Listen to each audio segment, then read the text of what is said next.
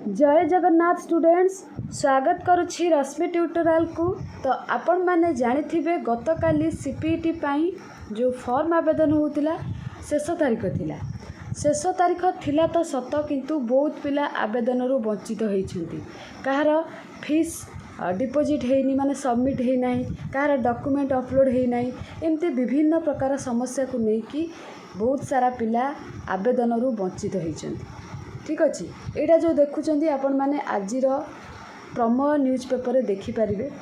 तो आपण मानक मु कहबी ये वीडियो रे आगो को डेट वृद्धि हम कि नहीं, कहीं बहुत सारा पिला तो वंचित होती। जो मैंने भी आवेदन कर बहुत प्रकार इश्यू अच्छी, विभिन्न प्रकार कहार क्रेडिट पॉइंट को लेकिन इश्यू, कहार डॉक्यूमेंट नॉट वेरीफाई लिखुची, कहार फीस पेमेंट है नहीं, इमिति जब कहबा ना 50% पिला मानकर मिस्टेक रही जो मैंने आवेदन करिसेंती। बाकी जो मैंने तो आवेदन करना से मैंने तो माने अधा अप्लाई कर देइचंती, ताकर एप्लिकेशनटा कंप्लीट है नहीं, एमती भी बहुत सारा पिला अच्छी। तो आज का न्यूज पेपर सब कौन देइछि चलो टू डिस्कसन करदे। आपण मैंने जानीपर आग को डेट वृद्धि हम कि नहीं बा एक्सटेंड हम कि नहीं, यहाँ आपण मानकर प्रमेय न्यूज पेपर है। ता सहित समाज रे कौन आसी, संवाद रे कौन आसी, डिटेल्स मु आपण मानक सहित डिस्कसन करी। फास्ट एटा को चलतु देखीदेवा। ता पूर्वर समस्ते लाइक आउ शेयर निश्चित करंतु। जो मैंने चैनल को नुआ विजिट करुछंती फटाफट सब्सक्राइब कर दिंतु। लिखाई सरिला पीजी नामलेखा आवेदन अवधि वृद्धि करने को दाबी। भुवनेश्वर आज पीजी नामलेखा आवेदन शेष होईछि। नामलेखा पाई हेबाकु थिबा एकक पीजी प्रवेशिका परीक्षा सीपीटी 2024 लगी गत 18 तारीख रु आवेदन आरंभ होइथिला।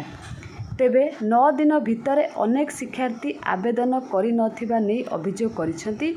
तेणु आवेदन तारीख वृद्धि तथा पुनः सुजोग देबा पाई दाबी करिसेंती। चलित वर्ष 113टी उच्च शिक्षानुष्ठान रे 28,926 सीट्रे नाम लेखा हेबो। एथिलागी जुलाई 3 रु 14 पर्यंत प्रवेशिका परीक्षा हेबो।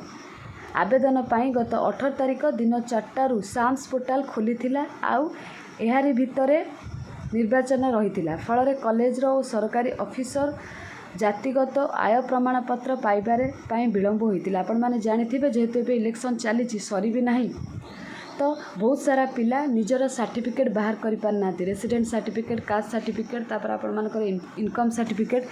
तो सरकारी ऑफिसर तो इलेक्शन ड्यूटी रे बिजी रहिले, तो पिला माने केमती बाहर करेंगे। अनेक पिला निजर डॉक्यूमेंट प्रस्तुत करि पारि नथिबार साम्स पोर्टाल रे आवेदन करि पारि नाहांती। एथिसह अनेक समय सर्भर डाउन समस्या थिबारु शिक्षार्थी माने आवेदन करिबारु वंचित होइचंती। गतकाली राति कथा जदि कहबा बहुत सारा पिला मानकर माने कोन साइड इश्यू पाई किछि शो करू नथिला, से माने सेमती रे सबमिट करि दैछंती। तेणु छात्र छात्री स्वार्थ को आखिरे रखी आवेदन तारीख वृद्धि तथा संप्रसारण करने को दाबी करा जायछि। सूचना योग्य आज राति 11:30 पर्यंत मोट 62,839 जन रेजिस्ट्रेशन करिथिबा बेले 61,199 जन ऑनलाइन रे फी दाखल करिसेंती। माने एतिक 61,139 जन पिला ए पर्यंत आवेदन करिसेंती। तो प्रमेय न्यूज पेपर कहबा कथा पिला मानकर दाबी कि समय को आउ टिके माने जो डेट गतकाली लास्ट डेट थिला सेटा को एक्सटेंड करा जाऊ। आवेदन बहुत पिला वंचित होइचंती। निर्वाचन और सर्भर डाउन जो फॉर्म पकई पारना, तो 63,000 शिक्षार्थी रजिस्ट्रेशन करिसेंती। तो यहाँ लिखा जाइछि, मत तो लगुच निश्चित से माने डेट एक्सटेंड करेंगे, सेटा आज जना पड़ जो वेबसाइट रे। आपण माने बस वेट करंतु। आ जदि समाज कथा कहबा पीजी नाम लेखा पाई आवेदन शेष एमाने अपडेट करिसेंती। जून 22 रे मिलिबो प्रवेश पत्र। 59,000 ऊर्ध्व आवेदन लिखाई। राज्य उच्च शिक्षा विभाग अधीन थिबा समस्त महाविद्यालय विश्वविद्यालय स्नातकोत्तर पीजी नाम लेखा पाई सोमवार आवेदन शेष होईची। एटा तो आपण मानकर अपडेट दे दिया है 113टी कॉलेज पाई एतिकी जन। तापरे एंट्रांस पाई ऑनलाइन जरिया रे साम्स पोर्टाल आवेदन होइथिला। जून 22 रे आपण मानकर हॉल टिकट मिली जिवो। एडमिट कार्ड जो आपण मानकर जून 22 रे मिलिबो। तापरे आवेदनकारी सेमानकर प्रवेशिका परीक्षार प्रवेश पत्र डाउनलोड करें। आसंता जुलाई 3 रु एमाने डेट एक्सटेंड को लेकिन किसी भी अपडेट करना। तापरे समाज कथा जति कहबा सेटा समाज गला, एटा आसला संवाद है। ସମ୍ବାଦ ପେପର କ'ଣ ଦେଇଛି, ପିଜି ନାମଲେଖା ପାଇଁ 61,000 ଆବେଦନ। ଉଚ୍ଚଶିକ୍ଷା ବିଭାଗ ଦ୍ୱାରା ପରିଚାଳିତ ପିଜି ପାଠ୍ୟକ୍ରମରେ ନାମଲେଖା ପାଇଁ ଏକକ ପିଜି ପ୍ରବେଶିକା ପରୀକ୍ଷା ଅନୁଷ୍ଠିତ ହେବ। ନାମଲେଖା ନିମନ୍ତେ ଆବେଦନ ପ୍ରକ୍ରିୟା ଶେଷ ହୋଇଛି। 18 ତାରିଖରୁ ଆରମ୍ଭ ହୋଇଥିବା ଆବେଦନ ପ୍ରକ୍ରିୟା 61,363 ଜଣ ଛାତ୍ରଛାତ୍ରୀ ଆବେଦନ କରିଛନ୍ତି। ସେମାନଙ୍କ ମଧ୍ୟରୁ 42,841 ଜଣ ଛାତ୍ରୀ ଓ 20,516 ଜଣ ଛାତ୍ର ଓ 4 ଜଣ କିନ୍ନର ରହିଛନ୍ତି। 60,744 ଜଣ ଆବେଦନକାରୀ ଫି ଜମା କରିଛନ୍ତି। ଏଇଟା ତ ଆପଣମାନେ ସାମ୍ସରୁ ଜାଣିପାରିବେ। ଡେଟ୍ ଏକ୍ସଟେଣ୍ଡ କଥା ଲେଖା ହେଇଛି କି ନାହିଁ ସେଇଟା ବାସ୍ ଦେଖିଦେବା। ଆବେଦନ ପ୍ରକ୍ରିୟା ଶେଷ ହୋଇଥିଲେ ମଧ୍ୟ ବହୁ ସଂଖ୍ୟକ ଛାତ୍ରଛାତ୍ରୀ ଭାଗ ନେଇପାରିନଥିବା ଅଭିଯୋଗ ହୋଇଛି। ଛାତ୍ରନେତା ସୌମ୍ୟରଞ୍ଜନ ପ୍ରଧାନ କହିଛନ୍ତି ଯେ ନିର୍ବାଚନ ପ୍ରକ୍ରିୟା ଚାଲୁଥିବାରୁ ବହୁ ସଂଖ୍ୟକ ଛାତ୍ରଛାତ୍ରୀ ଆବେଦନ କରିପାରି ନାହାନ୍ତି। ସେମାନେ ଏବେ ଉଚ୍ଚଶିକ୍ଷାରୁ ବଞ୍ଚିତ ହେବାକୁ ଯାଉଛନ୍ତି। ଛାତ୍ରଛାତ୍ରୀଙ୍କ ଭବିଷ୍ୟତକୁ ଦୃଷ୍ଟିରେ ରଖି ଆଉ ଏକ ସପ୍ତାହ ଆବେଦନ ପାଇଁ ସମୟକୁ ବୃଦ୍ଧି କରାଯାଉ, ସମ୍ବାଦ ଏକଥା ଲେଖିଛନ୍ତି। ହେଲା, ତ ମୋତେ ତ ଲାଗୁଛି ନିଶ୍ଚିତ ଆପଣମାନଙ୍କର ଯେଉଁ ରହିଛି ଡେଟ୍ ଏକ୍ସଟେଣ୍ଡ କରାଯିବ। ହେଲା, ବାସ୍ ଆପଣ ଆଉ କିଛି ସମୟ ୱେଟ୍ କରନ୍ତୁ, ସାମ୍ସରେ ଅପଡ଼େଟ୍ ହେଇଯିବ। ତ ଆପଣମାନଙ୍କ ମତାମତ କ'ଣ, ଏକ୍ସଟେଣ୍ଡ ହେବା ଦରକାର କି ନାହିଁ? ଯଦି ଏଡ଼ିଟିଂ ଆପଣମାନଙ୍କର ଅଛି, ବାକି ବହୁତ ସାରା ପିଲାଙ୍କର ତ ଏଡ଼ିଟିଂ ଅଛି, ସେମାନେ ଏଡ଼ିଟିଂ ଆଜି କରିବେ।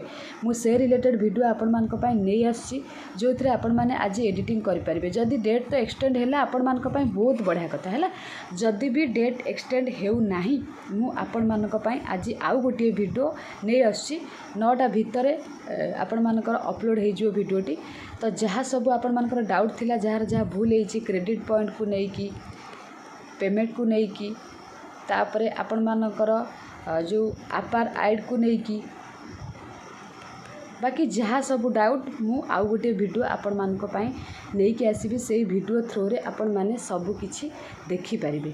ହେଲା, ଆପଣମାନେ ଚାହୁଁଛନ୍ତି ଡେଟ୍ ଏକ୍ସଟେଣ୍ଡ ହଉ, ମୋତେ ତ ଲାଗୁଛି ଡେଟ୍ ଏକ୍ସଟେଣ୍ଡ ହେବ ବୋଲି।